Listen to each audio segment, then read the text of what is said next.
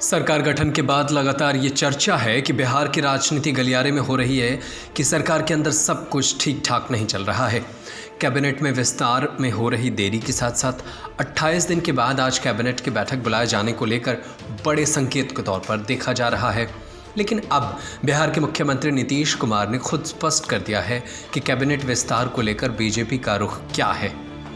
मुख्यमंत्री नीतीश कुमार ने स्पष्ट तौर पर कहा है कि कैबिनेट विस्तार को लेकर अब तक भारतीय जनता पार्टी की तरफ से उनको कोई बातचीत या चर्चा नहीं हुई है।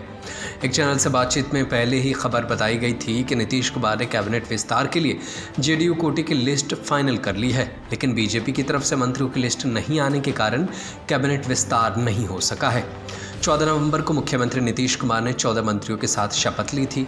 इसमें बीजेपी कोटे से 7, जेडीयू के 5 और मांझी और मुकेश सहनी की पार्टी से एक चेहरे को जगह मिली थी। बाद में जेडीयू के एक मंत्री मेवालाल चौधरी ने इस्तीफा दिया और अब नीतीश कुमार के अलावे कैबिनेट में कुल 13 मंत्री ही बचे हैं। माना जा रहा था कि विधानसभा सत्र खत्म होने के बाद नवंबर के आखिर में ही कैबिनेट का विस्तार हो जाएगा, लेकिन बीजेपी ने इस मामले में अब तक दिलचस्पी नहीं दिखाई है। अब बीजेपी की तरफ से ये साफ तौर पे नहीं कहा जा रहा है कि आखिर उन्होंने अब तक ऐसा क्यों नहीं किया है, लेकिन बिहार की राजनीति में, बिहार की सियासत में एक बार फिर से अब इन मुद्दों पर चर्चा हो गई है कि क्या बीजेपी और नीतीश के बीच बिहार में सब कुछ ठीक ठाक नहीं चल रहा है।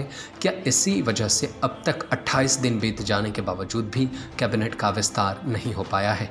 न्यूज़ रूम से नदीम अहमद की report. Subscribe to our YouTube channel and press the bell icon to get the latest updates.